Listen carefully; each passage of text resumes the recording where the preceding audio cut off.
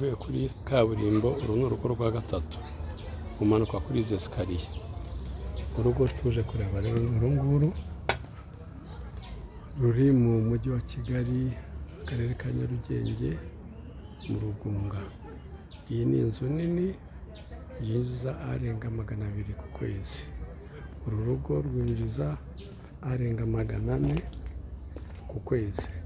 Ufite gahunda rero, rurimo amazu atandukanye, rurimo icyumba na salo inshuro 3, rurimo amashamburete agera kuri 2, aho hose ni amazu arimo. Iyi nzu mureba ni icyumba na salo, urundi narwo ni icyumba na salo. Iki ni igikari cya ya nzu nini twarebaga. Iriya mureba ni icyumba na salo, iyi mureba ni icyumba na salo. Urabona ko icyumba na salo biregeranye. Iyi ni ya shamburete nababwiraga. Urabona ko yisanzuye. Ufite gahunda rero, telefone yacu 8240 3395, miliyoni 40 zonyine. Iyi ni toilette na dushe by'inyuma. Iyi ni indi toilette na dushe.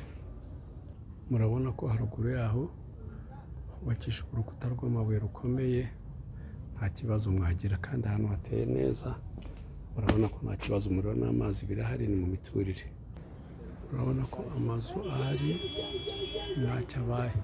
Ushaka kuyavugurura hakinjiza arenze, gahunda nawe ni iyawe.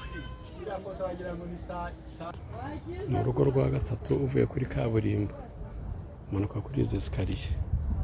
Harimo inzu nini imwe, inzu y'ibyumba 2, icyumba na salo inshuro 3, amashamburete 2, byose rero byinjiza arenga 400.